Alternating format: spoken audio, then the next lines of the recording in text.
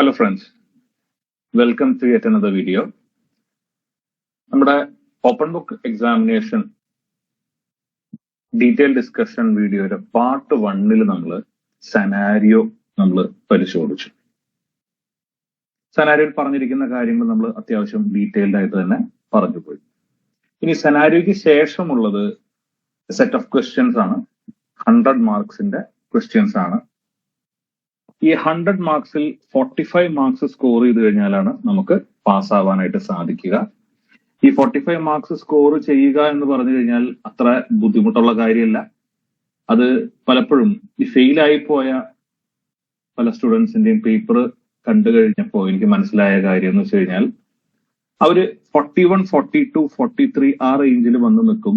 അതില് അവരെഴുതിയ ആൻസേഴ്സിൽ കുറച്ചൊരു ഫോക്കസ് ഉണ്ടായിരുന്നെങ്കിൽ, ഒരു പ്ലാനിങ് ഉണ്ടായിരുന്നെങ്കിൽ അവർക്കൊരു 45 അല്ല, ഒരു 60-65 റേഞ്ചിലുള്ള മാർക്സ് സ്കോർ ചെയ്യാനും പാസ്സാവാനുള്ള സാധ്യതയും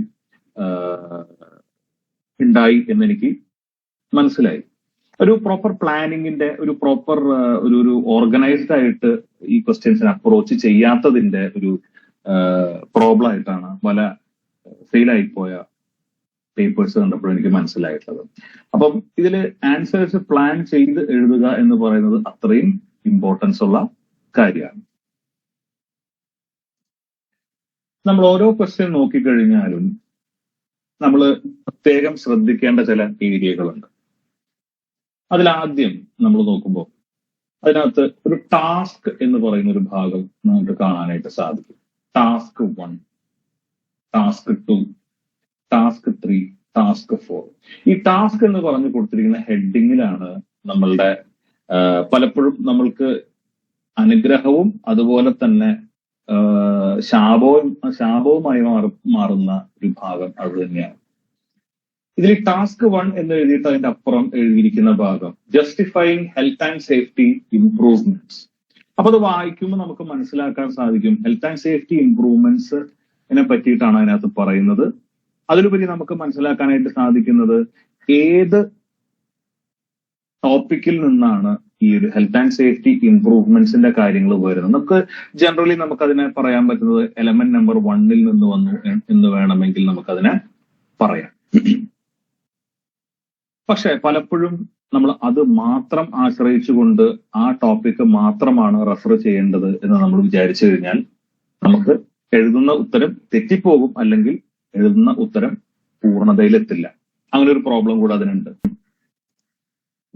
ഇത് ടാർഗറ്റ് ചെയ്യുന്ന സിലബസിലെ ടോപ്പിക് എന്നുള്ളതിലുപരി പലപ്പോഴും ഇതൊരു കൺഫ്യൂസിങ് എലമെന്റ് ആയിട്ട് പലപ്പോഴും വരാറുണ്ട്. അപ്പം നമ്മളിതിൽ നമുക്ക് കിട്ടുന്ന ഹിന്റുകൾ ഒന്ന് കണ്ടു കഴിയുമ്പോൾ നമ്മൾ മലയാളത്തിൽ ഒരു ചൊല്ലുണ്ടല്ലോ, കാള പെറ്റു എന്ന് കേൾക്കുമ്പോഴത്തേനും കയറെടുത്തുകൊണ്ട് ഓടുക എന്ന് പറയുന്ന ആ ഒരു പ്രവണത നമ്മൾ ഒരിക്കലും കാണിക്കാൻ പാടില്ല. ക്വസ്റ്റ്യൻസ് വായിക്കുമ്പോൾ നമ്മൾ പ്രത്യേകം ശ്രദ്ധിക്കേണ്ട കാര്യം എന്ന് വെച്ച് കഴിഞ്ഞാൽ ഇതിന്റെ ഈ ഹെഡിങ് എന്ന് പറയുന്ന ഭാഗം വായിക്കണം. അതുപോലെ തന്നെ മറ്റൊരു ഭാഗമാണ് സ്റ്റെം എന്ന് പറയുന്ന ഭാഗം. രണ്ടാമത്തെ ടാസ്കിൽ നമ്മൾ നോക്കിക്കഴിഞ്ഞാൽ ഈ സെനാരിയോയുടെ കണ്ടിന്യൂവേഷൻ ആയിട്ട് ഒരു പാരഗ്രാഫ് കൊടുത്തിട്ടുണ്ട്. നിങ്ങൾക്ക് ഇവിടെ കാണാൻ പറ്റുന്നുണ്ടെന്ന് വിചാരിക്കും. ഈ പറയുന്ന സംഭവത്തിന് നമ്മൾ വിളിക്കുന്ന പേരാണ് സ്റ്റെം. ഇതാണ് ക്വസ്റ്റ്യന്റെ സ്റ്റെം എന്ന് പറയുന്ന സംഭവം. അപ്പൊ ഈ സ്റ്റെം നമ്മൾ നിർബന്ധമായും വായിക്കണം. അതുപോലെ ഇതാണ് ഹെഡിങ് എന്ന് പറയുന്ന ഭാഗം, അതും നമ്മൾ നിർബന്ധമായിട്ട് വായിക്കണം. പക്ഷെ ഈ ഹെഡിങ് വായിച്ചു കഴിഞ്ഞാൽ ഹെഡിങ് ആണ് നമ്മളെ ഹെൽപ്പ് ചെയ്യാൻ പോകുന്നത് എന്ന അർത്ഥമില്ല. ചില സാഹചര്യങ്ങളിൽ ഹെൽപ്പ് ചെയ്യും, എന്നാൽ ചില സാഹചര്യങ്ങളിൽ നമ്മൾ കൺഫ്യൂസ് ചെയ്യിക്കാനാണ് ഈ ഹെഡിങ്ങുകൾ വഴിവെക്കുക. ഇനി ഈ ഒരു ക്വസ്റ്റ്യന്റെ സ്ട്രക്ചറാണ് ഞാൻ പറഞ്ഞു വരുന്നത്. നമുക്ക് ഈ ക്വസ്റ്റ്യൻ ഇതില് നമ്മുടെ ഹെഡിങ് വന്നു, അതുപോലെ തന്നെ ടാസ്ക് 1, ചിലപ്പോൾ ടാസ്ക് 1ന്റെ അടിയിൽ 2-3 ക്വസ്റ്റ്യൻസ് ഒക്കെ വന്നെന്ന് വരാം. ചിലപ്പം ടാസ്ക് 8ന്റെ അടിയിൽ ക്വസ്റ്റ്യൻ നമ്പർ 10 ആയിരിക്കും. അതൊന്നും നമ്മൾ ബോധർ ചെയ്യേണ്ട കാര്യമില്ല. നമ്മൾ നമ്പറിങ് കറക്റ്റ് ആയിട്ട് ചെയ്യുക എന്നുള്ള കാര്യം മാത്രമാണ്. നമ്മുടെ ആൻസറിങ് ടെംപ്ലേറ്റിൽ ടാസ്ക് 1, ടാസ്ക് 2, ടാസ്ക് 3 എന്നല്ല, ക്വസ്റ്റ്യൻ 1, ക്വസ്റ്റ്യൻ 2, ക്വസ്റ്റ്യൻ 3 എന്നാണ്. അപ്പൊ നമ്മൾ ഈ ഒരു ക്വസ്റ്റ്യൻ നമ്പർ മാത്രം നമ്മൾ ഫോക്കസ് ചെയ്ത് എഴുതിയാൽ മതി. ഇനി ഇതാണ് ആക്ച്വൽ ക്വസ്റ്റ്യൻ എന്ന് പറയുന്നത്. What financial arguments could you use to justify your proposed recommendations to segregate FLTs and the workers. അപ്പം നമ്മുടെ ടാസ്ക് 1ന്റെ ഹെഡിങ്ങിൽ പറഞ്ഞ പോലെ തന്നെ ഇത് എലമെന്റ് നമ്പർ 1ലെ ആ ടോപ്പിക്കിൽ നിന്ന് കണക്ട് ചെയ്തിരിക്കുന്നത് ഫിനാൻഷ്യൽ ആർഗ്യുമെന്റ്സ് എന്ന് പറയും. നമ്മുടെ എലമെന്റ് നമ്പർ 1 നമ്മൾ സ്റ്റാർട്ട് ചെയ്യുന്ന മോറൽ റീസൺസിൽ സ്റ്റാർട്ട് ചെയ്യുന്നു. അത് കഴിഞ്ഞ് ഫിനാൻഷ്യൽ റീസൺസിലേക്ക് വരുന്നു. അവിടെയാണ് ഇൻഷുർഡ് കോസ്റ്റും അൺഇൻഷുർഡ് കോസ്റ്റും ഒക്കെ കയറി വരുന്നു. ഡയറക്റ്റ് കോസ്റ്റും ഇൻഡയറക്റ്റ് കോസ്റ്റും ഒക്കെ കടന്നു വരുന്ന അവിടെയാണ്. അപ്പം ആ ഒരു ഭാഗത്തിനെ ഫോക്കസ് ചെയ്തുള്ള ഒരു ക്വസ്റ്റ്യൻ ആണെന്ന് നമുക്കത് മനസ്സിലായി. ഓക്കെ, എത്ര മാർക്കാണ് ഈ ക്വസ്റ്റ്യന് കൊടുത്തിരിക്കുന്നത് എന്നുള്ളത് നമുക്ക് മനസ്സിലായി. അതുപോലെ തന്നെ ഒരു നോട്ട് ഉണ്ട്. നോട്ട് നമ്മൾ സ്റ്റുഡൻസിന് പറ്റുന്ന അബദ്ധം എന്ന് പറഞ്ഞു കഴിഞ്ഞാൽ, ഈ തരുന്ന നോട്ടുകളിൽ ഒരു 95% റിപ്പീറ്റേഷൻ ആയിരിക്കും. എല്ലാ ടാസ്കിനും എല്ലാ ക്വസ്റ്റ്യൻസിനും കൊടുക്കുന്ന നോട്ട് എന്ന് പറയുന്നത് 95% സെയിം ആയിരിക്കും. പക്ഷേ ചില സാഹചര്യങ്ങളിൽ അവിടെ റെഫറൻസ് ചെയ്യേണ്ടതായിട്ടുള്ള ഡോക്യുമെന്റ്സിന്റെ ഡീറ്റെയിൽസ് കൊടുത്തതായിട്ട് ചില ക്വസ്റ്റ്യൻ പേപ്പേഴ്സിൽ മുമ്പ് വന്നിട്ടുണ്ട്.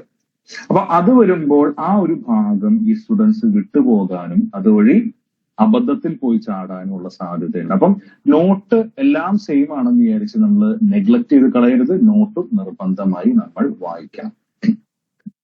ഇനി സാധാരണഗതിയിൽ ക്വസ്റ്റ്യൻസ് ചോദിക്കുമ്പോൾ 2-3 രീതിയിൽ ചോദിക്കാറുണ്ട്. 1 ഡയറക്റ്റ് ആയിട്ട് ചോദിക്കാറുണ്ട്. 2 based on the scenario only എന്ന് ചോദിക്കാറുണ്ട്. 3 സെനാരിയോയും നമ്മുടെ നോളജും ബ്ലെൻഡ് ചെയ്ത് എഴുതേണ്ട ഭാഗങ്ങളുണ്ട്. അധികവും സെനാരിയോയും നമ്മുടെ നോളജും ബ്ലെൻഡ് ചെയ്ത് എഴുതേണ്ടതാണ് വരിക. ചില ക്വസ്റ്റ്യൻ പേപ്പറിൽ ബേസ്ഡ് ഓൺ ദ സെനാരിയോ എന്ന് പറയുന്ന ക്വസ്റ്റ്യൻസിന് പ്രാധാന്യം കൂടുതൽ കൊടുത്തും കണ്ടിട്ടുണ്ട്. അത് എക്സാമിനേഷൻ പേപ്പർ ഇടുന്ന ആളുടെ ഡിസ്ക്രിപ്ഷനാണ്.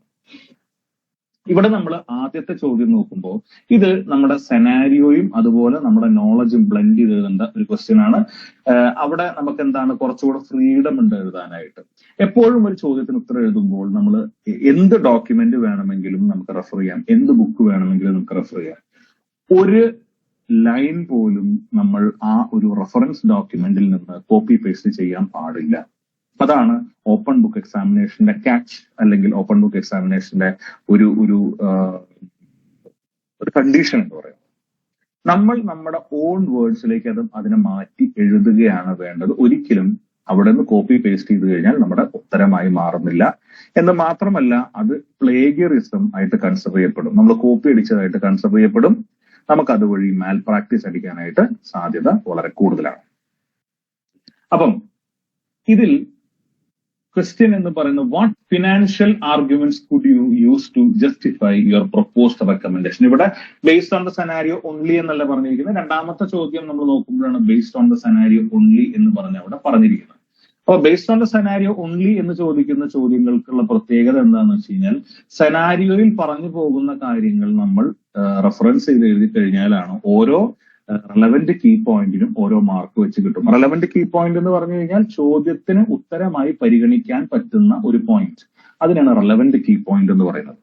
അപ്പൊ റെലവന്റ് കീ പോയിന്റ് ആയിട്ട് എക്സാമിനർ പരിഗണിക്കാൻ സാധ്യതയുള്ള ഒരു പോയിന്റ് എന്ന് പറഞ്ഞാൽ ഒറ്റവരി ഉത്തരങ്ങൾ എഴുതരുത്, 1 വേർഡ് ആൻസേഴ്സ് എഴുതരുത്.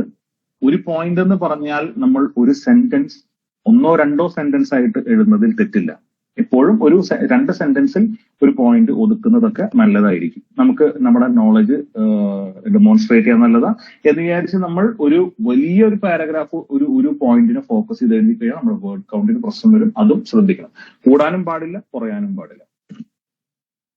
അപ്പൊ ബേസ്ഡ് ഓൺ ദ സെനാരിയോ എന്നുള്ള രീതിയിലുള്ള ഒരു ചോദ്യമല്ല ഇത്.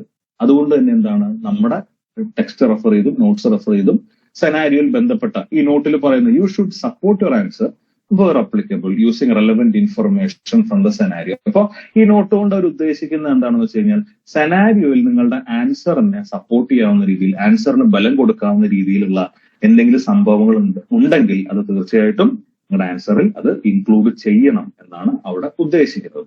അപ്പൊ ഈ ചോദ്യത്തിന്റെ അർത്ഥം, ഇത് ഒരു ഡയറക്റ്റ് ക്വസ്റ്റ്യൻ ആണ്. നമ്മൾ ഇതില് വല്ലാതെ ചിന്തിച്ചിരിക്കേണ്ട കാര്യമൊന്നുമില്ല.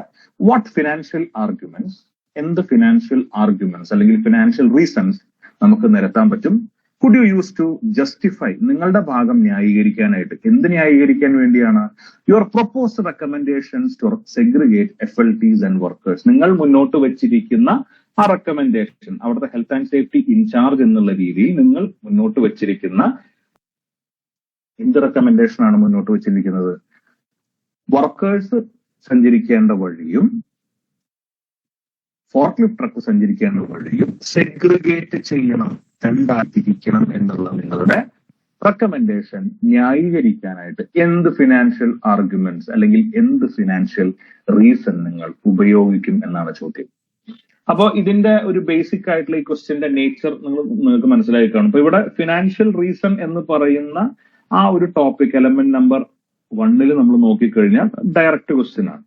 ഇതിനെ നമ്മൾ എങ്ങനെ ഒരു ആൻസർ ആയിട്ട് പരിവർത്തിപ്പിക്കും? നമ്മൾ ചെയ്യേണ്ട കാര്യം എന്താണെന്ന് വെച്ചാൽ സെനാരിയോയിൽ നടന്നുകൊണ്ടിരിക്കുന്ന ചില സംഭവങ്ങളും അതുപോലെ തന്നെ ഫിനാൻഷ്യൽ റീസൺസ് ആയിട്ട് നമ്മുടെ ടോപ്പിക്കിൽ നമ്മുടെ സിലബസിൽ പറഞ്ഞിരിക്കുന്ന കാര്യങ്ങളും ബ്ലെൻഡ് ചെയ്ത് എഴുതും. അതായത് ഉദാഹരണം പറയുകയാണെങ്കിൽ സെനാരിയോയിൽ പറയുന്നുണ്ട് അവിടെ സ്റ്റാഫ് ടേൺ ഓവർ കൂടുതലാണെന്ന് പറയുന്നുണ്ട്. ആ സ്റ്റാഫ് ടേൺ ഓവർ കൂടുതലാവാനുള്ള കാരണം അവിടുത്തെ ഫ്രീക്വന്റ് ആയിട്ടുള്ള ആക്സിഡൻസ് ആയിരിക്കാം അല്ലെ. അപ്പം അത് കാരണം കൊണ്ട് എങ്ങനെയാണ് സ്റ്റാഫ് ടേൺ ഓവർ വരാനുള്ള സാധ്യത? അതായത് വർക്കേഴ്സിന് മൊറാല് കുറയുമ്പോഴാണ്. എന്താ മൊറാൽ എന്ന് പറഞ്ഞു കഴിഞ്ഞാൽ വർക്കേഴ്സിന് ആ ജോലിയോടുള്ള ആ സ്ഥാപനത്തിനോടുള്ള താല്പര്യം കുറയുമ്പോഴാണ് വർക്കേഴ്സ് അവിടെ നിന്ന് റിസൈൻ ചെയ്ത് പോകുന്നത് അല്ലെ. അപ്പൊ അങ്ങനെ ഒരു സാഹചര്യം ഒഴിവാക്കാനായിട്ട് അവിടെ ആക്സിഡൻസിന്റെ എണ്ണം കുറയ്ക്കണം. ആക്സിഡൻസിന്റെ എണ്ണം കുറയ്ക്കാനായിട്ട് അവിടെ ഫ്രീക്വന്റ് ആയിട്ടുള്ള നിയർ മിസ്സുകളും ആക്സിഡന്റുകളും ഈ ഫോർക്ലിഫ്റ്റ് ട്രക്കും പെഡസ്ട്രിയൻസുമായി ബന്ധപ്പെട്ട് നടക്കുന്നുണ്ടെന്ന് സെനാരിയോയിൽ പറയുന്നുണ്ട്. അത് ഒഴിവാക്കാനായിട്ട് ഇത് ഈ ഒരു സ്റ്റാഫിന്റെ കൊഴിഞ്ഞുപോക്ക് തടയാനായിട്ട് ഇത് സഹായിക്കും. അങ്ങനെയാണ് ഈ ഒരു ആൻസർ നമ്മൾ ഡെവലപ്പ് ചെയ്യേണ്ടത്. അതായത് സെനാരിയോയിൽ നിലനിൽക്കുന്ന സാഹചര്യങ്ങൾ അതിനെ മറികടക്കാനായിട്ട് ഈ പറഞ്ഞ നമ്മൾ മുന്നോട്ട് വെച്ച റെക്കമെൻഡേഷൻ നമ്മളെ സഹായിക്കുമെന്നാണ് നമ്മൾ സ്ഥാപിക്കേണ്ടത്. അതാണ് ആ ക്വസ്റ്റ്യന്റെ ഉദ്ദേശം. അതാണ് നിങ്ങൾ ഈ പറഞ്ഞ റെക്കമെൻഡേഷൻ കൊണ്ടുവന്നാൽ അവിടെ ഉണ്ടാക്കാവുന്ന മാറ്റങ്ങൾ. കാരണം ഒരു സ്റ്റാഫ് ടേൺ ഓവർ നടന്നാൽ അതിലെന്താ ഫിനാൻഷ്യൽ റീസൺ എന്താ വരുന്നത്? ഒരു സ്റ്റാഫിനെ റിക്രൂട്ട് ചെയ്യാനും റീറ്റെയിൻ ചെയ്യാനും ഒക്കെയുള്ള എക്സ്പെൻസുകൾ നമുക്ക് ഒഴിവാക്കാനായിട്ട് സാധിക്കും. അതൊക്കെ നമ്മുടെ ഫിനാൻഷ്യൽ റീസൺസിൽ പറയുന്ന ഭാഗങ്ങളാണ്. അപ്പൊ അങ്ങനെയാണ് ഓരോ ആൻസേഴ്സ് നമ്മൾ ഡെവലപ്പ് ചെയ്യേണ്ടത്. നമുക്ക് അതിന്റെ ആൻസർ. അപ്പം ഇതിൽ ഏത് ടോപ്പിക്കാണ് നമ്മൾ റെഫർ ചെയ്യേണ്ടത്? ഞാൻ പറഞ്ഞു എലമെന്റ് നമ്പർ 1 ഫിനാൻഷ്യൽ റീസൺസ് എന്ന് പറയുന്ന ടോപ്പിക്കാണ് റെഫർ ചെയ്യേണ്ടത്. എങ്ങനെയാണ് ഈ ക്വസ്റ്റ്യനെ നമ്മൾ ടാക്കിൾ ചെയ്യേണ്ട സ്ട്രാറ്റജി എന്താണ്? അവിടെ poor health and safety culture ഉണ്ടെന്ന് പറയുക. ആ പുവർ ഹെൽത്ത് ആൻഡ് സേഫ്റ്റി കൾച്ചറിന്റെ എവിഡൻസ് അല്ലെങ്കിൽ അത് പ്രൂവ് ചെയ്യാനായിട്ട് അവിടെ ആക്സിഡന്റ് ഹിസ്റ്ററി, റിപ്പീറ്റിംഗ് ആക്സിഡൻസ് ഉണ്ടെന്നും നിയർ മിസ്സുകൾ ഉണ്ടെന്നും എന്നുള്ളത് പറയുക, സ്റ്റേറ്റ് ചെയ്യുക. അത് കഴിഞ്ഞിട്ട് ഈ പറഞ്ഞ ആക്സിഡൻസും റിപ്പീറ്റിംഗ് ആക്സിഡൻസും അവിടെ ഫിനാൻഷ്യൽ കോൺസിക്വൻസസ് ഉണ്ടാക്കുന്നു എന്ന് നമ്മൾ പ്രൂവ് ചെയ്യാം. അത് കഴിഞ്ഞിട്ട് ഇതൊക്കെ നമ്മുടെ എലമെന്റ് നമ്പർ 1 ഫിനാൻഷ്യൽ റീസൺസുമായിട്ട് കണക്ട് ചെയ്യുക. നമുക്ക് അതിന്റെ ഒരു ടിപ്പിക്കൽ ആൻസർ എങ്ങനെയാണ്? ഇങ്ങനെ തന്നെയേ എഴുതാൻ പാടുള്ളൂ എന്നൊന്നുമില്ല. ഇതിലെ ആൻസേഴ്സ് ഷോർട്ട് ആയിരിക്കും. നിങ്ങൾക്ക് നിങ്ങളുടെ ആവശ്യാനുസരണം എക്സ്പാൻഡ് ചെയ്ത് എഴുതാം. From the past history of accidents it is clear that every time an accident occurred, the company had to face several direct and indirect costs. അതായത് മുൻപ് ആക്സിഡന്റുകൾ ഉണ്ടായപ്പോൾ അവിടെ ഒരുപാട് ഡയറക്റ്റ് ആൻഡ് ഇൻഡയറക്റ്റ് കോസ്റ്റ് ഉണ്ടായിട്ടുണ്ട് എന്ന് നമുക്ക് മനസ്സിലാക്കാനായിട്ട് സാധിക്കും. Such accidents will repeat in the future owing to the negative safety culture that exists in the organization. ഇത്തരത്തിലുള്ള ആക്സിഡന്റുകൾ ഇനിയും ആവർത്തിക്കും. എങ്ങനെ? അവിടെ നിലനിൽക്കുന്നതായിട്ടുള്ള negative health and safety culture കാരണം കൊണ്ട്. Such a repetition of accidents may result in far serious consequences, including death of persons. അത് already നമ്മുടെ ലേബർ ഇൻസ്പെക്ടർ പറഞ്ഞ കാര്യമാണ്. If the routes of FLTs and workers are segregated, it will have the following benefits. ഈ FLT പോകുന്ന വഴിയും workers സഞ്ചരിക്കുന്ന വഴിയും രണ്ടായിട്ട് സെഗ്രിഗേറ്റ് ചെയ്ത് കഴിഞ്ഞാൽ ഈ താഴെ പറഞ്ഞിരിക്കുന്ന ബെനിഫിറ്റ്സ് അതിന് തീർച്ചയായിട്ടും ഉണ്ടായിരിക്കും. ഈ പറഞ്ഞ ബെനിഫിറ്റ്സ് ഒക്കെ നമ്മൾ എലമെന്റ് നമ്പർ 1 ഫിനാൻഷ്യൽ റീസൺസ് എന്ന് പറയുന്ന ടോപ്പിക്കിൽ നിന്ന് എടുത്തിട്ടുള്ളതാണ്. First one, avoids hospital expenses for the treatment and rehabilitation of injured workers. അതൊരു റെലവന്റ് പോയിന്റ് ആണ്. കാരണം ഈ ഓരോ തവണയും ആളുകൾ പരിക്ക് പറ്റുമ്പോൾ അവരെ ആശുപത്രിയിലാക്കുകയും അവരുടെ ആശുപത്രി ചെലവുകളൊക്കെ ഈ കമ്പനി വഹിക്കേണ്ടതായിട്ട് വരുന്നുണ്ട്. ഈ ഒരു സെന്റൻസ് നമുക്ക് കുറച്ചുകൂടെ എലാബറേറ്റ് ചെയ്ത് വേണമെങ്കിൽ എഴുതാം. ഒരു 2 സെന്റൻസ് ഒക്കെ ആയിട്ട് നമുക്ക് എഴുതാം. സെനാരിയോയിൽ പറയുന്നുണ്ട് ഇങ്ങനെ ആക്സിഡൻസ് റിപ്പീറ്റ് ചെയ്യുന്നുണ്ടെന്ന്. അപ്പം സ്വാഭാവികമായിട്ടും ഈ ഒരു ഹോസ്പിറ്റലിൽ ട്രീറ്റ്മെന്റ് നടത്തുമ്പോൾ ഉണ്ടാകുന്ന ഭീമമായിട്ടുള്ള ചെലവുകൾ നമുക്ക് ഒഴിവാക്കാനായിട്ട് സാധിക്കും. പിന്നെ prevents the loss of valuable production time which can lead to delays and losses. അതും നമ്മുടെ സിലബസിൽ പറയുന്നതാണ്, പ്രൊഡക്ഷൻ ടൈമിൽ നഷ്ടം വരും എന്നുള്ളത്. ഈ പറഞ്ഞ അതും നമുക്ക് കുറച്ചുകൂടെ എലാബറേറ്റ് ചെയ്ത് എഴുതാം. എങ്ങനെ? അതായത് because when an accident happens, the injured worker will have to be cared by the workers who are working along with him. About their valuable time, including the time of the supervisors, managers, team leaders, etc., also will be wasted when attending to the injured worker. പിന്നെ out of curiosity ആളുകൾ എന്ത് നടന്നു എന്ന് അറിയാൻ വേണ്ടി വരുമ്പോൾ ഇത്രയും ഒരു കമ്പനിയെ സംബന്ധിച്ചിടത്തോളം നമ്മൾ മനസ്സിലാക്കേണ്ടത് ടൈം മീൻസ് മണി. അപ്പം ഒരു വർക്കറിന്റെ സമയം നഷ്ടപ്പെട്ടു പോയാലും ഒരു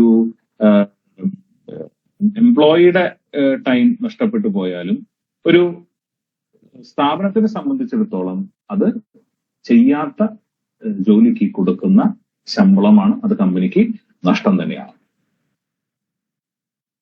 Avoids legal cost to be paid in the form of compensation claims or to get lawyer services to defend the cases as the injured worker is seeking advice for applying compensation claim. ഇത് സെനാരിയോയിൽ പറഞ്ഞിട്ടുള്ള കാര്യം തന്നെയാണ്. അതായത് ഇത് ഓരോ accident ഉണ്ടാകുമ്പോഴും ഈ തൊഴിലാളി നഷ്ടപരിഹാര തുകയ്ക്ക് വേണ്ടി കോടതിയെ സമീപിക്കും. അപ്പോൾ അത് ഡിഫെൻഡ് ചെയ്യാനായിട്ട് നമ്മുടെ സ്ഥാപനത്തിന് ഒരു വക്കീലിനെ വെക്കേണ്ടി വരും. ആ വക്കീലിനുള്ള റെമ്യൂണറേഷൻ കൊടുക്കേണ്ടി വരും. ഇനി കേസ് തോറ്റു കഴിഞ്ഞാൽ ഈ ഭീമമായിട്ടുള്ള തുക കോമ്പൻസേഷൻ ആയിട്ടും കൊടുക്കേണ്ടി വരും. അത് തടയാനായിട്ട് സാധിക്കും. Helps to prevent increased premiums in future which will also add to cost. അതായത് നമുക്ക് ഇൻഷുറൻസ് കമ്പനിക്ക് ഈ എംപ്ലോയേഴ്സ് ലയബിലിറ്റി ഇൻഷുറൻസ് എന്ന് പറയുന്ന ഇൻഷുറൻസ് ഇല്ലാതെ ഒരു കമ്പനിക്കും ഓപ്പറേറ്റ് ചെയ്യാനായിട്ട് സാധിക്കില്ല. അത് നമുക്ക് അറിയാവുന്ന കാര്യമാണ്. അപ്പൊ ഓരോ തവണ ഇൻഷുറൻസ് പ്രീമിയം അല്ലെങ്കിൽ ഇൻഷുറൻസ് പോളിസി റിന്യൂ ചെയ്യുന്ന സമയത്ത് ഈ ഇൻഷുറൻസ് കമ്പനി നടത്തുന്ന ഒരു ഓഡിറ്റ് അല്ലെങ്കിൽ അവർ നടത്തുന്നതായിട്ടുള്ള ഒരു എക്സാമിനേഷനിൽ മനസ്സിലാക്കുകയാണ് ഇവിടുത്തെ റിസ്ക് ലെവൽ വളരെ കൂടുതലാണ്, ആക്സിഡൻസ് ഒരു നിത്യസംഭവമാണെന്ന് മനസ്സിലാക്കിയാൽ ഈ ഇൻഷുറൻസ് കമ്പനിക്ക് അത് ലാഭകരമല്ല. ഒരു ഇൻഷുറൻസ് കമ്പനിയുടെ ലാഭം എന്ന് പറഞ്ഞു കഴിഞ്ഞാൽ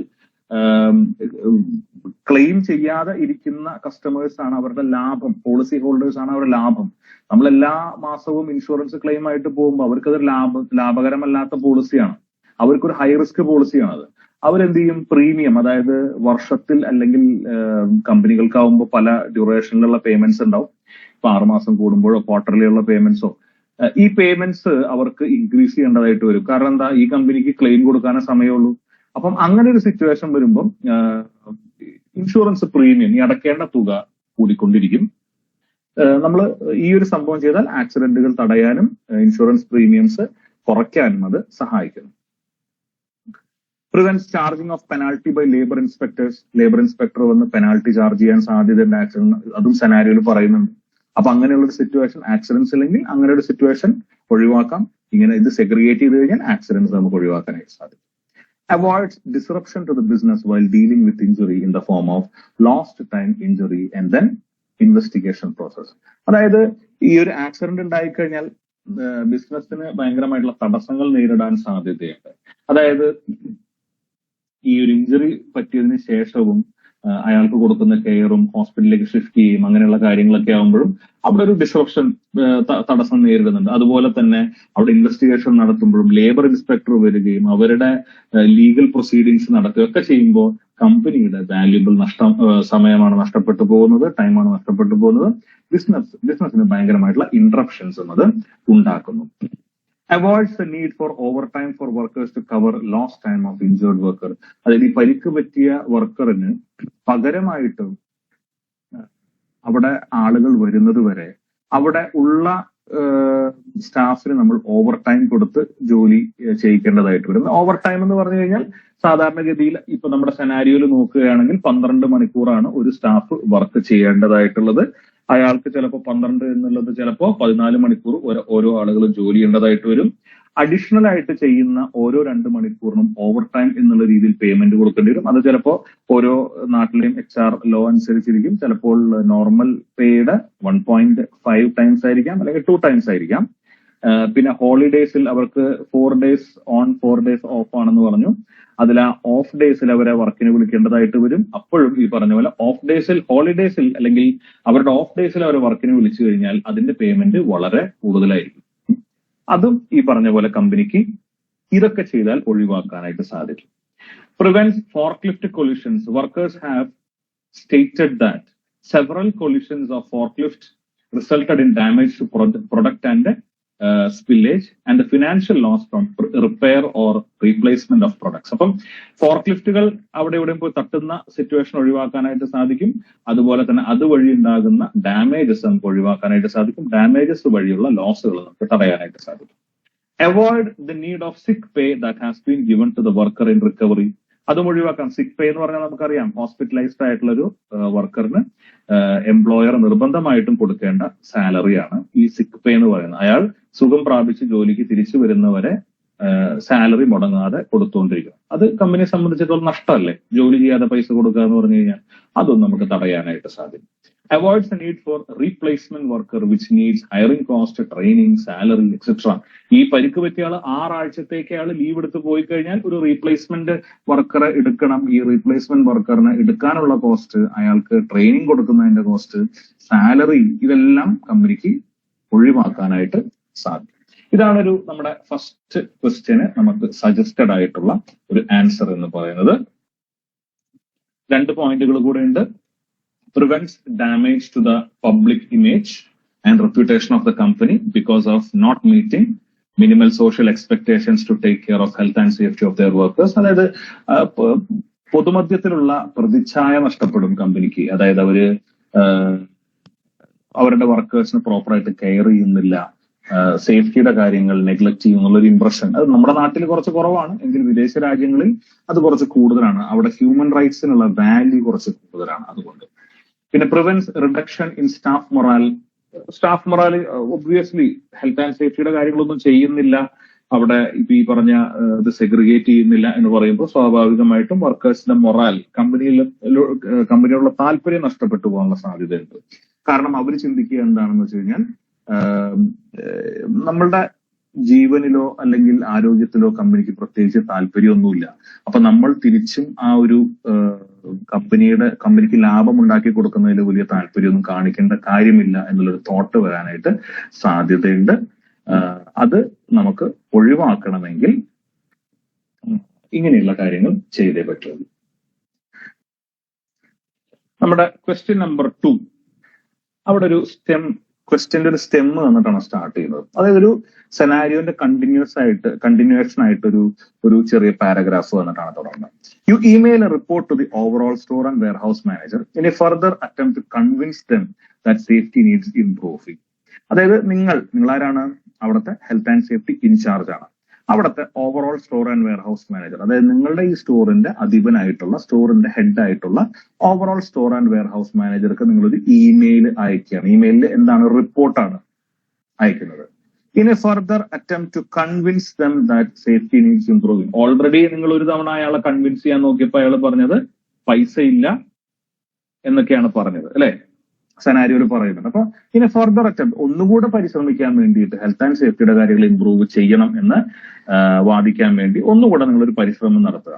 the report contains unsafe behaviour that you have observed. നിങ്ങൾ ഈ റിപ്പോർട്ടിൽ എന്താണ് അവിടെ കണ്ട അൺസേഫ് ആയിട്ടുള്ള ബിഹേവിയർ, വർക്കേഴ്സ് സേഫ് അല്ലാത്ത രീതിയിൽ ജോലി ചെയ്യുന്നതിന്റെ ഉദാഹരണങ്ങൾ. അൺസേഫ് ബിഹേവിയർ നിങ്ങൾ കണ്ടത് കേട്ടോ. Unsafe behaviour associated with historic incidents, മുൻപുണ്ടായിട്ടുള്ള ആക്സിഡന്റുകളുമായി ബന്ധപ്പെട്ട് കിടക്കുന്ന അൺസേഫ് ബിഹേവിയറുകൾ. And unsafe behaviour relate to you from other workers. മറ്റുള്ളവർ നിങ്ങളുമായിട്ട് ഷെയർ ചെയ്ത അൺസേഫ് ബിഹേവിയറുകളും ഈ റിപ്പോർട്ടിൽ നിങ്ങൾ ഇൻക്ലൂഡ് ചെയ്തിട്ടുണ്ട്. Also the report contains voluntary feedback on health and safety given to you by workers and managers. അതായത് ഈ റിപ്പോർട്ടിന്റെ അകത്ത് സ്വമേധയാ നിങ്ങൾ ചോദിക്കാതെ തന്നെ വോളണ്ടറി ആയിട്ട് വർക്കേഴ്സ് നിങ്ങൾക്ക് അവിടുത്തെ ഹെൽത്ത് ആൻഡ് സേഫ്റ്റിയുടെ കാര്യങ്ങൾ നിങ്ങളുമായി പങ്കുവച്ചിട്ടുണ്ട്. ആ ഡീറ്റെയിൽസും ഈ റിപ്പോർട്ടിൽ ഇൻക്ലൂഡ് ചെയ്തിട്ടുണ്ട്. ഇനിയാണ് നമ്മൾ ക്വസ്റ്റ്യനിലേക്ക് കടക്കുന്നത്.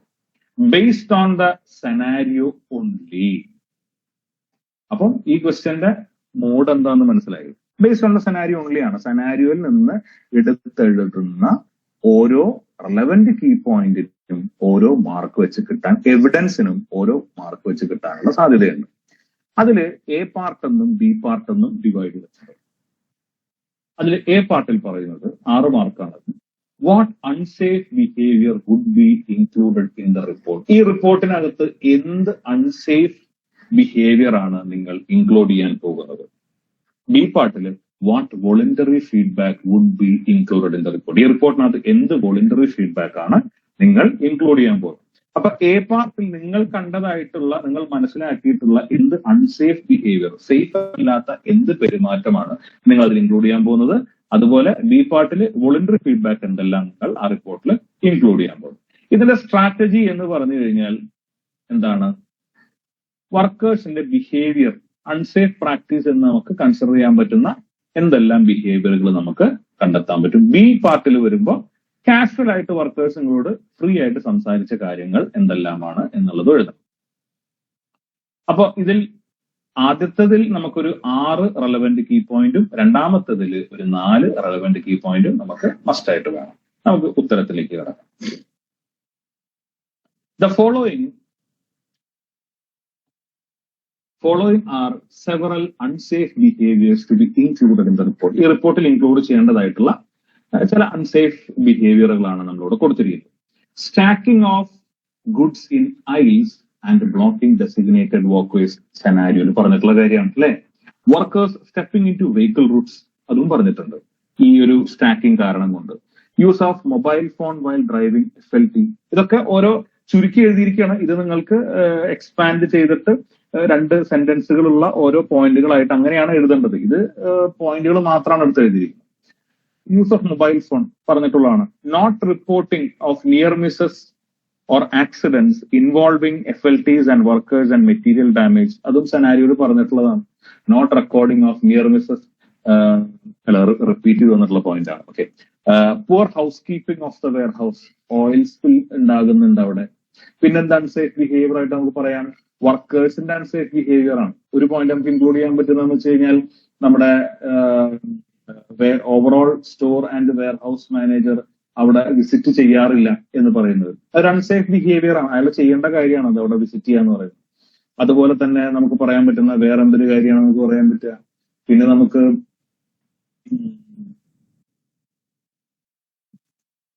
Overall store and warehouse manager health and സേഫ്റ്റിക്ക് പ്രാധാന്യം കൊടുക്കുന്നില്ല, നമ്മൾ ബഡ്ജറ്റ് കൊടുക്കുന്നില്ല. അതൊക്കെ നമുക്ക് ബിഹേവിയർ ആയിട്ട്, ഈ വർക്കർ എന്ന് പറഞ്ഞു കഴിഞ്ഞാൽ എല്ലാവരും വർക്കേഴ്സ് എന്നുള്ള രീതിയിൽ അതിൽ പെടും. എല്ലാവരും വർക്കേഴ്സാണ്. മാനേജർ ആയാലും താഴെ ജോലി ചെയ്യുന്നവരായാലും FLT ഓപ്പറേറ്റർ ആയാലും എല്ലാവരും വർക്കേഴ്സാണ്. അപ്പൊ ഇതൊക്കെ നമുക്ക് അതിൻ്റെ അകത്ത് ഇൻക്ലൂഡ് ചെയ്യാം. ഇനി ബി പാർട്ട് വോളണ്ടറി ഫീഡ്ബാക്ക്.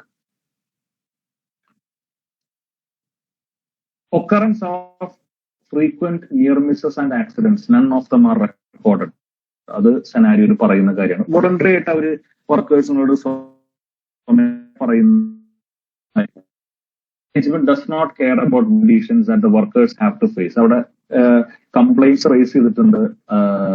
എന്താണ് അതൊന്നും ചെയ്തിട്ടുണ്ടെന്ന് പറയുന്നുണ്ട്. Overall, store house manager is not supportive to health and safety. He does not. He says that need to improve health and safety of the warehouse. അതവിടെ പറയുന്നുണ്ട്. അത് disruption ഉണ്ടാക്കും എന്നും പറയുന്നുണ്ട്. Health and safety committee is not established, അതും പറയുന്നുണ്ടല്ലേ. അവിടെ health and safety representatives ഇല്ല എന്ന് പറയുന്നുണ്ട്. പിന്നെ വർക്കർ കൺസൾട്ടേഷൻ നടത്തുന്നില്ല, അയാളോട് വരുന്നു പോലും ഇല്ല അല്ലെ. Worker absence and turn over is high. അതിന്റെ അർത്ഥം എന്താണ്? അവിടെ health and safety culture poor ആണെന്ന് അതിന്റെ അർത്ഥം. Management is rarely scene in the warehouse, shows A lack of interest in health and safety matters. Question number 18. Have accepted your proposed the workers. About site management health and safety solution. FLTസിന്റെയും വർക്കേഴ്സിന്റെയും രണ്ടാക്കാം എന്നുള്ള ഒരു proposal അത് accept ചെയ്തു. They have made the budget available, അതിനാവശ്യമായിട്ടുള്ള fund അനുവദിച്ചിട്ടുണ്ട്. Intend to use external contractors for work. ഈ ഓർഗനൈസേഷൻ പുറത്തുനിന്ന് കോൺട്രാക്ടേഴ്സിനെ ഉപയോഗിക്കാനായിട്ട് ഉദ്ദേശിക്കുന്നു. അപ്പം ഇത് സ്റ്റെമ്മാണ്, അതിൽ ഈ സെനാരിയോയിൽ നിന്ന് മുന്നോട്ട് ഉള്ള പറച്ചിലാണ്. ഇനിയാണ് ചോദ്യത്തിലേക്ക് കിടക്കുന്നത്. Selecting the external contractors, what would you consider when assessing their competence? അപ്പൊ ഈ ഒരു ചോദ്യം വന്നിരിക്കുന്നത് നമ്മുടെ ടാസ്ക് 3 എന്ന് പറയുന്ന ഹെഡിങ് നോക്കിക്കഴിഞ്ഞാൽ തന്നെ നമുക്കറിയാം, മാനേജിംഗ് കോൺട്രാക്ടേഴ്സ് എന്ന് പറയുന്ന ടോപ്പിക്കിൽ നിന്നാണ് ഇത് വന്നിരിക്കുന്നത്. മാനേജിംഗ് കോൺട്രാക്ടേഴ്സ് ഏത് എലമെന്റിലാണ് മാനേജിംഗ് കോൺട്രാക്ടേഴ്സ് വരുന്നത്? എലമെന്റ് നമ്പർ 1-ലാണ്. എലമെന്റ് നമ്പർ 1-ന്റെ അവസാന ഭാഗത്താണ്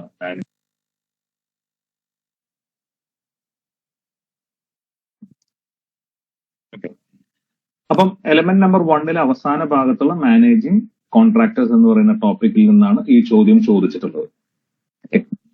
അപ്പൊ when selecting external contractors, what would you consider when assessing their competence?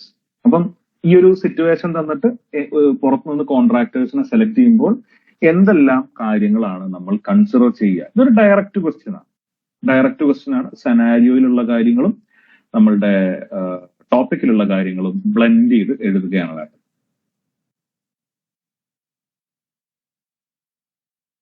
പത്ത് മാർക്കിന്റെ ആൻസർ എഴുതണം.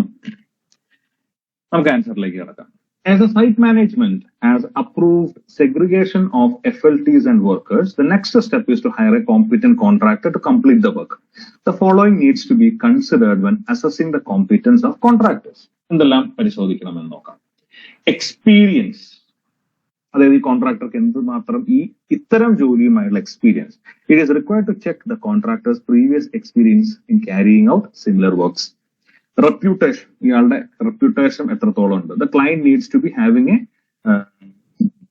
ക്ലയന്റ് അല്ല, contractor needs to be having a good reputation with clients for whom he had previously carried out works for. Okay,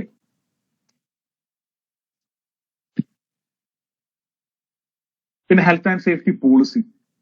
അപ്പൊ reputation എന്ന് പറയുമ്പോൾ അവർക്ക് അവരുടെ മുൻപ് അയാൾ ചെയ്ത കോൺട്രാക്ടുകൾ ചെയ്ത ക്ലയൻസുമായിട്ട് നമുക്ക് സംസാരിച്ചിട്ട് അയാൾ എത്തരത്തിലുള്ള ഒരാളാണ്, അയാളുടെ വർക്കുകൾ എങ്ങനെയാണെന്നുള്ളതൊക്കെ നമുക്ക് റെഫറൻസ് എടുക്കാവുന്നതാണ്. പിന്നെ അവരുടെ ഹെൽത്ത് ആൻഡ് സേഫ്റ്റി പോളിസി എന്ത് ആവശ്യപ്പെടും? ഈ കോൺട്രാക്ടർക്ക് ഒരു ഹെൽത്ത് ആൻഡ് സേഫ്റ്റി പോളിസി ഉണ്ടായിരിക്കണം. അതിന്റെ ക്വാളിറ്റി നോക്കണം, അത് അവർ ചെയ്യുന്ന ജോലിക്ക് അനുയോജ്യമാണ് എന്ന് ഉറപ്പിക്കുകയും വേണം. ഇനി റിസ്ക് അസസ്മെന്റ്സ്, അവർക്ക് റിസ്ക് അസസ്മെന്റുകൾ ഉണ്ടായിരിക്കണം. ഇതൊക്കെ നമ്മുടെ ടോപ്പിക്കിൽ സിലബസിലുള്ള ടോപ്പിക്കുകളാണ്. ഇത് റീഫ്രേസ് ചെയ്ത് നമ്മുടെ ഓൺ വേർഡ്സിലാക്കി എഴുതിയത് മാത്രമേ ഉള്ളൂ. മെത്തേഡ് സ്റ്റേറ്റ്മെന്റുകൾ ഉണ്ടായിരിക്കണം, കോമ്പീറ്റൻസ് ഉണ്ടായിരിക്കണം. ഈ വർക്ക് ചെയ്യാൻ വരുന്ന വർക്കേഴ്സിന്റെ റെസ്യൂമെ, ക്വാളിഫിക്കേഷൻസ് ഒക്കെ ചെക്ക് ചെയ്തിട്ട് വേണം വർക്ക് അലൗ ചെയ്യാനായിട്ട്. എക്വിപ്മെന്റ്, വെഹിക്കിൾസിന്റെ ഒക്കെ മെയിന്റനൻസ് റെക്കോർഡ്സ് വേണം. പിന്നെ ഇൻഷുറൻസ് പോളിസി ഉണ്ടെന്ന് നോക്കണം, അത് പോളിസി അനുയോജ്യമാണോ, പ്രോപ്പർ പോളിസി കവർ ഉണ്ടോ എന്ന് നോക്കണം. ആക്സിഡന്റ് റെക്കോർഡ്സ്, മുൻപുണ്ടായിട്ടുള്ള എൻഫോഴ്സ്മെന്റ് നോട്ടീസസ്, ഇതെല്ലാം നമുക്ക് പരിശോധിക്കാനായിട്ട് സാധിക്കും. ഈ നാലാമത്തെ ചോദ്യം, working within a health and safety management system. Heading കാണുമ്പോൾ തന്നെ നമുക്കറിയാം എലമെന്റ് നമ്പർ 2-ലെ health and safety management system എന്ന് പറയുന്ന ടോപ്പിക്കിൽ നിന്നാണെന്ന് മനസ്സിലാക്കാം. ഇനി ചോദ്യത്തിലേക്ക് കിടക്കാം. To satisfy the expectations of the inspector, you have developed a formal safety management system in line with ISO 45001. അപ്പൊ നമ്മുടെ ലേബർ ഇൻസ്പെക്ടറുടെ ആ ഒരു താല്പര്യങ്ങളെ മാനിച്ചുകൊണ്ട് അയാളുടെ താല്പര്യങ്ങൾ മാനിച്ചേ പറ്റുള്ളൂ. അതിന്റെ അടിസ്ഥാനത്തിൽ നമ്മളൊരു ഫോർമൽ ആയിട്ടുള്ള ഒരു ISO 45001 സേഫ്റ്റി മാനേജ്മെന്റ് സിസ്റ്റം നമ്മൾ ഡെവലപ്പ് ചെയ്തു. ഇനിയാണ് ചോദ്യം, based on the scenario only, what are the likely benefits to the organization of having this formal safety management system? ഇങ്ങനെ ഒരു സേഫ്റ്റി മാനേജ്മെന്റ് സിസ്റ്റം ഉള്ളത് കൊണ്ട് എന്തെല്ലാം മെച്ചങ്ങളാണ് നമ്മുടെ ഓർഗനൈസേഷന് ഉണ്ടാകാൻ പോകുന്നത്? ഈ question based on the scenario only ആണ്. സെനാരിയോയിൽ നിന്നുള്ള എവിഡൻസ് എടുത്ത് എഴുതി കഴിഞ്ഞാൽ ഓരോ എവിഡൻസിന് 1 മാർക്ക് വെച്ച് കിട്ടും. ടോട്ടൽ 10 മാർക്സ് ആണ്. ഇതിൽ നമ്മൾ ചെയ്യേണ്ടത് എലമെന്റ് നമ്പർ 2-ലെ benefits of achieving a certification like ISO എന്ന് പറയുന്ന ടോപ്പിക് റെഫർ ചെയ്യുക. ഇതിന്റെ അകത്ത് നമ്മൾ എങ്ങനെയാണ് ഇതിന് ആൻസർ കണ്ടെത്തേണ്ടതെന്ന് വെച്ച് കഴിഞ്ഞാൽ, സെനാരിയോയിൽ നിന്ന് ഇവിടെ ഈ സെനാരിയോയിൽ നിലനിൽക്കുന്നതായിട്ടുള്ള 10 പ്രോബ്ലംസ് കണ്ടെത്തുക. ഓക്കെ, അപ്പോഴാണല്ലോ സെനാരിയോയിൽ നിന്ന് എടുത്തെഴുതുന്ന പോലെ ആവുള്ളൂ. 10 പ്രോബ്ലംസ് കണ്ടെത്തുക. അതിൽ ഓരോ പ്രോബ്ലത്തിനും ഈ ഒരു മാനേജ്മെന്റ് സിസ്റ്റം കൊണ്ടുവന്നാൽ പരിഹാരമാകും എന്ന് നമ്മൾ സ്റ്റേറ്റ് ചെയ്തു. ഓക്കെ, അതാണ് നമ്മളിവിടെ ഫോളോ ചെയ്യേണ്ട strategy. Answer: having a formal health and safety management system like ISO 45001 will have huge benefits to the organization. The certification to ISO 45001 forces the organization to adhere to standards put forth by ISO. അതായത് ISO പറയുന്ന സ്റ്റാൻഡേർഡിൽ പറയുന്ന കാര്യങ്ങൾ നിർബന്ധിതമായിട്ട് അവർ പാലിച്ചേ പറ്റുള്ളൂ. അങ്ങനെ ഒരു അത് കാരണം കൊണ്ട് ഇംപ്രൂവ്മെന്റ്സ് വരും.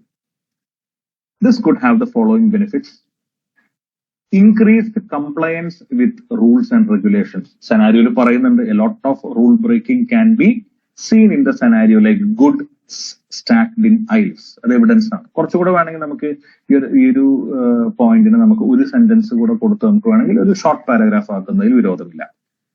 Improved staff morale. ഇവിടെ സ്റ്റാഫ് മൊറാലിനെ പറ്റി സെനാരിയോയിലൊന്നും പറഞ്ഞിട്ടില്ല, പക്ഷെ വി ക്യാൻ അസ്യൂം, നമുക്ക് അവിടുത്തെ സിറ്റുവേഷൻ വെച്ച് നമുക്ക് എന്താകാം, ഊഹിക്കാം, അനുമാനിക്കാം, അല്ലെ?